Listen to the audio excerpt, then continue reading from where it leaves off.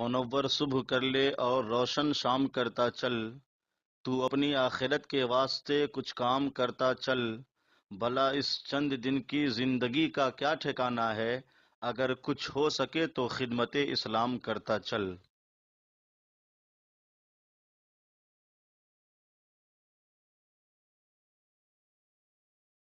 سورۃ الانفال کی آیت نمبر 49 سورہ انفال کا 7واں رکوع اور 10ویں پارے کا 3 رکوع۔ اذ یقول المنافقون، جب کہتے تھے منافق، یعنی مدینہ شریف کے جو منافق تھے وہ کہتے تھے، والذین فی قلوبہم مرض، اور وہ کہتے تھے جن کے دلوں میں بیماری تھی۔ یہاں وہ مراد ہیں جو مکہ مکرمہ میں کچھ لوگ رہتے تھے جنہوں نے اسلام کا کلمہ تو پڑھ لیا تھا، مگر ابھی تک ان کے دلوں میں شک اور تردد باقی تھا۔ جب کفار قریش سید عالم صلی اللہ علیہ وآلہ وسلم سے جنگ کرنے کے لیے نکلے، یہ بھی ان کے ساتھ بدر میں پہنچے۔ وہاں جا کر مسلمانوں کو قلیل دیکھا تو شک اور بڑھا اور مرتد ہو گئے اور کہنے لگے غر ہؤلاء دینہم، کہ یہ مسلمان اپنے دین پر مغرور ہیں کہ اتنی قلیل تعداد ہونے کے صرف 2 گھوڑے لے کر مقابلے کے لیے نکلے ہیں، 6 زرہ ہیں، 8 تلواریں ہیں، اور اتنے بڑے لشکر سے مقابلہ کر رکھے ہیں۔ تو یہ مسلمان اپنے دین پر مغرور ہیں، ان کے دین نے انہیں دھوکے میں ڈالا ہے۔ اللہ تعالیٰ فرماتا ہے وَمَن يَتَوَکَّلْ عَلَى اللَّهِ، اور جو اللہ پر بھروسہ کرے اور اپنا کام اللہ کے سپرد کر دے اور اس کے فضل اور احسان پر مطمئن ہو، فَإِنَّ اللَّهَ عَزِيزٌ حَكِيمٌ، تو بے شک اللہ غالب حکمت والا ہے، اس کا حافظ اور ناصر ہے۔ یہ مسلمان کہ دین نے انہیں دھوکے میں نہیں ڈالا، 8 تلواریں لے کر 1000 کے لشکر سے مقابلے کے لیے ایسے ہی کھڑے نہیں ہو گئے، بلکہ انہیں معلوم ہے کہ جو اللہ پر بھروسہ کرتا ہے اللہ ان کی مدد فرماتا ہے۔ وَلَوْ تَرَىٰ إِذْ يَتَوَفَّى الَّذِينَ كَفَرُوا الْمَلَائِكَةَ، اور کبھی تو دیکھے جب فرشتے کافروں کی جان نکالتے ہیں، یعنی وہ وقت جب فرشتے کافروں کی روح نکالتے ہیں، اس وقت کافروں کی بے بسی اگر تم دیکھو، یضربون وجوہہم وادبارہم، مار رہے ہیں ان کے منہ پر اور ان کی پیٹھ پر لوہے کے ہتھوڑے جو آگ میں لال کیے ہوئے ہیں، اور ان سے جو زخم لگتا ہے اس میں آگ پڑتی ہے اور سوزش ہوتی ہے۔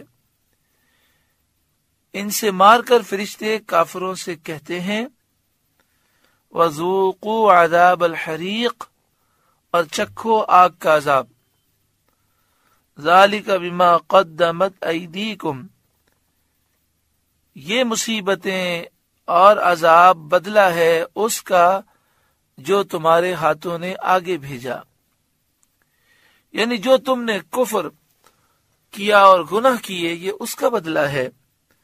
وَأَنَّ اللَّهَ لَيْسَ بِظَلَّامٍ لِّلْعَبِيدِ، اور اللہ بندوں پر ظلم نہیں کرتا، کسی پر بغیر جرم کے عذاب نہیں کرتا، اور کافر پر عذاب کرنا یہ عدل و انصاف ہے۔ جس نے کفر اختیار کیا، شرک اختیار کیا، جس نے گناہوں بھری زندگی گزاری، واقعی اس نے اپنے آپ کو برباد کیا۔ اس قلیل زندگی میں وہ عیش و عشرت کر لے، لیکن مرنا ضرور ہے، اور جب انسان کو موت آئے گی تو زندگی چاہے 60 برس وہ زندہ رہے یا 100 برس زندہ رہے، دنیا اس کے لیے 1 سیکنڈ جیسی ہوگی۔ جب موت آئے گی تو وہ خیال کرے گا میں دنیا میں کیا رہا، کچھ بھی نہیں رہا، اور سارے مزے انسان بھول جاتا ہے۔ موت کے ایک جھٹکے کو دیکھ کر. جن مزوں کے لیے انسان گناہ کرتا ہے یا کافر کفر اختیار کرتے ہیں، یہ سب مزے عارضی ہیں. تھوڑی دیر لذت ہوتی ہے، پھر اس کے بعد لذتیں ختم ہو جاتی ہیں، گناہ نامہ اعمال میں باقی رہتے ہیں. کدأب آل فرعون والذین من قبلہم، جیسے فرعون والوں اور ان سے پہلے لوگوں کا دستور، یعنی ان کافروں کی عادت کفر میں اور سرکشی میں فرعونی اور ان سے پہلے لوگوں کی طرح ہے. تو جس طرح وہ ہلاک کیے گئے، یہ بھی میدان بدر میں غزوہ بدر کے موقع پر قتل کیے گئے اور قید میں مبتلا کیے گئے. حضرت عبداللہ بن عباس رضی اللہ تعالی عنہما نے فرمایا، جس طرح فرعونیوں نے حضرت موسیٰ علیہ السلام کی نبوت کو یقین جان کر ان کی تکذیب کی، یعنی فرعونیوں کو یہ یقین تھا کہ موسیٰ علیہ السلام سچے نبی ہیں، پھر بھی انہوں نے موسیٰ علیہ السلام کو جھٹلا دیا.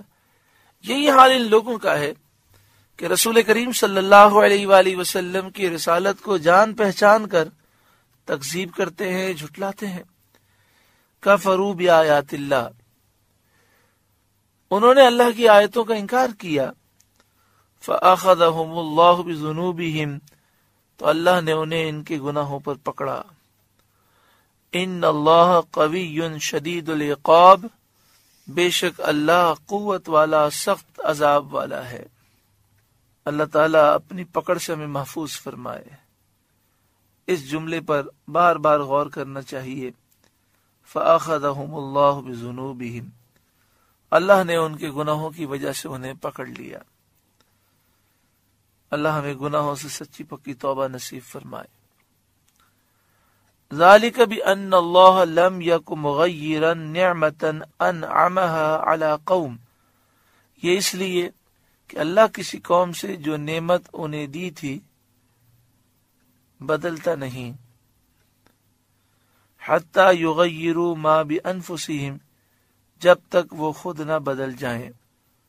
ذالک بأن اللہ لم یک مغیرا نعمتا، یہ اس لیے کہ اللہ تعالیٰ کسی قوم سے اس نعمت کو نہیں بدلتا انعمها علی قوم، جو اس نے اس قوم پر انعام فرمائی ہے. جو نعمت اللہ تعالیٰ نے دی ہے وہ نعمت اللہ تعالیٰ لیتا نہیں ہے. حتی یغیروا ما بانفسہم، جب تک وہ خود نہ بدل جائیں، یعنی جب تک ان کا حال زیادہ بدتر نہ ہو جائے.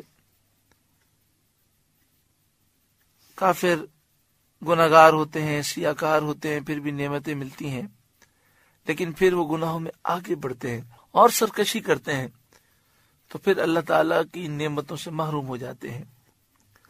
جیسے اللہ تعالیٰ نے کفار مکہ کو روزی دے کر بھوک کی تکلیف دور کی، امن دے کر خوف سے نجات دی، اور ان کی طرف اپنے حبیب سید عالم صلی اللہ علیہ وآلہ وسلم کو نبی بنا کر مبعوث کیا. کافر ننگے ہو کر خانہ کعبہ کا طواف کرتے، سیٹیاں مارتے، تالیاں مارتے. عورتیں یہی کام رات میں کرتی ہیں، بچیوں کو پیدا ہوتے ہی زندہ دفن کر دیتے، قتل و غارت گری کرتے، زنا کرتے اور بہت سارے بے حیائی کے کام کرتے. لیکن اس کے باوجود اللہ تعالیٰ نے کفار مکہ کو روزی دی، امن دیا، جہاں جاتے ان کی عزت ہوتی کہ اہل مکہ ہیں، اہل حرم ہیں، اور اللہ نے اپنا حبیب ان کے پاس بھیج دیا. لیکن انہوں نے ان نعمتوں پر شکر تو نہ کیا، بلکہ یہ سرکشی کرنے لگے. نبی اکرم صلی اللہ علیہ وآلہ وسلم کو انہوں نے جھٹلایا، انہیں شہید کرنے کا منصوبہ بنانے لگے، لوگوں کو دین کی راہ سے وہ روکنے لگے. تو اللہ تبارک و تعالی نے ان پر قحط سالی مسلط کر دی، اللہ تعالیٰ نے ان پر خوف مسلط کر دیا. وَأَنَّ اللَّهَ سَمِيعٌ عَلِيمٌ، اور بے شک اللہ سننے والا، جاننے والا ہے. لہذا ہمیں بھی چاہیے کہ ہم اپنے حال کو برائی کی طرف لے جانے کے بجائے اچھائی کی طرف لے جائیں. اگر ہم برائی کی طرف لے جائیں گے تو جن نعمتوں کو ہم پا چکے ہیں ان سے محروم ہو جائیں گے، اور اگر اچھائی کی طرف لے جائیں گے تو ان نعمتوں میں بھی دوام ہوگا اور بھی برکتیں ہمیں نصیب ہوں گی۔ کدأب آل فرعون والذین من قبلہم، جیسے فرعون والوں اور ان سے پہلے لوگوں کا دستور، طریقہ۔ کذبوا بآیات ربہم، انہوں نے اپنے رب کی آیتیں جھٹلائیں۔ فأہلکناہم بذنوبہم، تو ہم نے ان کو ان کے گناہوں کے سبب ہلاک کیا۔ وأغرقنا آل فرعون، اور ہم نے فرعون والوں کو ڈبو دیا۔ ایسے ہی یہ کفار قریش ہیں جن کے سرداروں کو بدر میں ہلاک کیا گیا۔ وَكُلٌّ كَانُوا ظَالِمِينَ، اور وہ سب ظالم تھے۔ إِنَّ شَرَّ الدَّوَابِّ عِندَ اللَّهِ الَّذِينَ كَفَرُوا، بے شک سارے جانوروں میں بدتر جانور اللہ کے نزدیک وہ ہیں جنہوں نے کفر کیا۔ فَهُمْ لَا يُؤْمِنُونَ، اور وہ ایمان نہیں لاتے۔ اب دیکھیں، کافروں کو سارے جانوروں سے بدتر اور شریر اور ذلیل جانور کہا گیا، تو اسے یہ نہیں سمجھنا چاہیے کہ اس طرح کی باتیں ہم کیوں کہتے ہیں۔ قرآن مجید فرقان حمید میں ہی کہا گیا۔ اگر آج ہم یہ کہیں کہ کافر جانوروں سے بدتر ہیں تو لوگ لڑنے کے لیے کھڑے ہو جاتے ہیں کہ آپ تمیز سے بات کریں، تو قرآن مجید فرقان حمید تو اخلاق سکھاتا ہے۔ تو قرآن نے ان کو بدترین جانور کہا کہ جانوروں سے بدتر ہیں، اور واقعی جانور بھی نبی اکرم صلی اللہ علیہ وآلہ وسلم کے دشمن نہیں ہیں، وہ حضور پر ایمان رکھتے ہیں۔ جو اللہ اور اس کے رسول صلی اللہ علیہ وآلہ وسلم کے دشمن ہیں، واقعی وہ بدترین جانور ہیں۔ الذین عاہدت منہم، وہ جن سے تم نے معاہدہ کیا تھا۔ ثم ینقضون عہدہم فی کل مرہ، پھر ہر بار اپنا عہد توڑ دیتے ہیں۔ اس کا شان نزول یہ ہے کہ ان شر الدواب، اور اس کے بعد کی آیتیں بنی قریظہ کے یہودیوں کے لیے نازل ہوئیں، جن کا رسول کریم صلی اللہ علیہ وآلہ وسلم سے عہد تھا کہ وہ آپ سے نہ لڑیں گے، نہ آپ کے دشمنوں کی مدد کریں گے۔ انہوں نے عہد توڑ دیا، اور مشرکین مکہ نے جب رسول کریم صلی اللہ علیہ وآلہ وسلم سے جنگ کی تو بنی قریظہ کے یہودیوں نے ہتھیاروں سے کافروں کی مدد کی۔ پھر نبی اکرم صلی اللہ علیہ وآلہ وسلم سے معذرت کی کہ ہم بھول گئے تھے، ہم سے قصور ہوا، ہم سے غلطی ہوئی، معاف کر دیں۔ پھر دوبارہ عہد کیا، اس کو بھی توڑا۔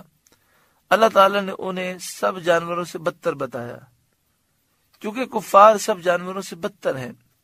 باوجود کفر کے عہد شکن بھی ہوں تو اور بھی خراب۔ یعنی ایک تو بنی قریظہ کے یہودی کافر ہیں، اور ہر کافر جانور سے بدتر ہے، پھر کافر ہونے کے ساتھ ساتھ عہد کو بھی توڑے تو اور بھی زیادہ بدتر ہوا۔ الذین عاہدت منہم، وہ جن سے تم نے معاہدہ کیا تھا۔ ثم ینقضون عہدہم فی کل مرہ، پھر ہر بار اپنا عہد توڑ دیتے ہیں۔ وہم لا یتقون، اور وہ ڈرتے نہیں، خدا سے نہیں ڈرتے، عہد شکنی کے خراب نتیجے سے بھی نہیں ڈرتے، اور نہ اس سے شرماتے ہیں، باوجود اس کے کہ عہد شکنی، عہد کو توڑ دینا ہر عقل مند کے نزدیک شرمناک جرم ہے، کیونکہ عہد کو توڑنے والا سب کے نزدیک بے اعتبار ہو جاتا ہے۔ جب ان کی بے غیرتی اس درجے پہنچ گئی تو یقیناً وہ جانوروں سے بدتر ہیں۔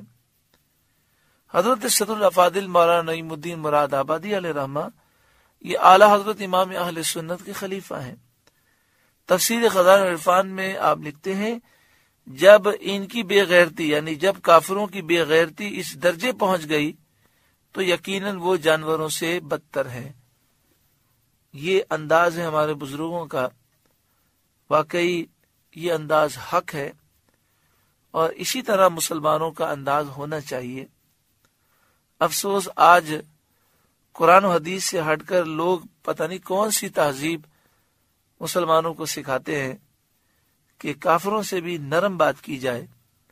جو رسول اللہ صلی اللہ علیہ وآلہ وسلم کے دشمن ہیں ان سے نرم بات کیسے کی جائے؟ قرآن نے بھی ان سے سختی سے کلام فرمایا، اور صحابہ کرام کا بھی یہی طریقہ ہے۔ یہاں پہ فرمایا کہ وَهُمْ لَا يَتَّقُونَ، وہ ڈرتے نہیں، یعنی ایک تو اللہ سے نہیں ڈرتے، دوسرا یہ نہیں ڈرتے کہ عہد جب توڑیں گے تو اس کا نتیجہ بہت خراب ہوگا۔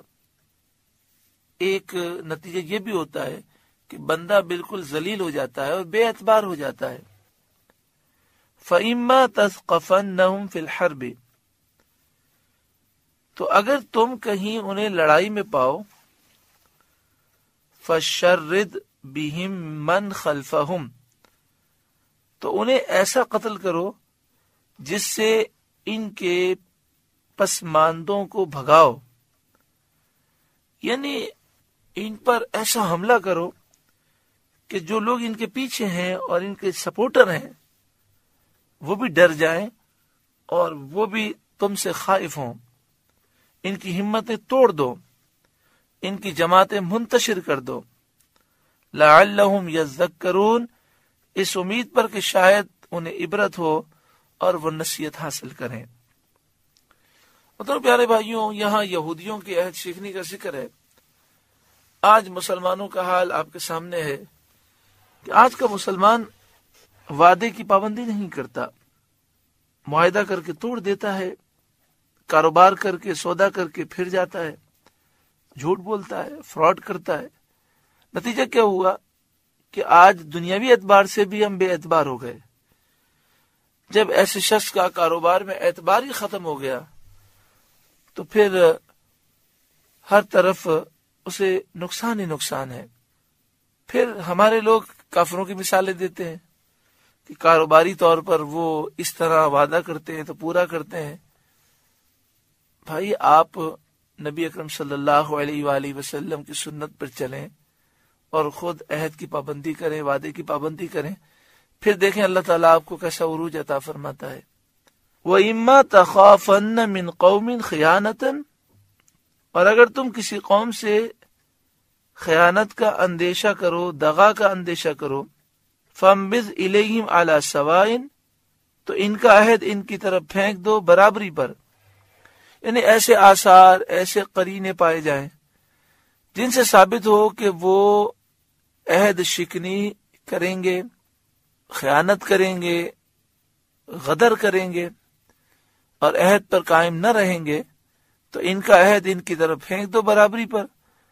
انہیں اس عہد کی مخالفت کرنے سے پہلے آگاہ کر دو کہ تمہاری بد عہدی کے قرائن پائے گئے ہیں، لہذا وہ عہد اب قابل اعتبار نہیں رہا، لہذا اس عہد کی پابندی نہ کی جائے گی۔ ان اللہ لا يحب الخائنین، بے شک دغا والے اللہ کو پسند نہیں، خیانت کرنے والے اللہ کو پسند نہیں۔ جو خیانت کرتا ہے وہ ذلیل و رسوا ہوتا ہے۔ اللہ تعالیٰ ہر مسلمان کو خیانت کرنے سے محفوظ فرمائے۔ سورہ انفال کا 7واں رکوع مکمل ہوا۔ اللہ تعالیٰ اس رکوع کے نور سے ہمارے قلوب کو روشن اور منور فرمائے۔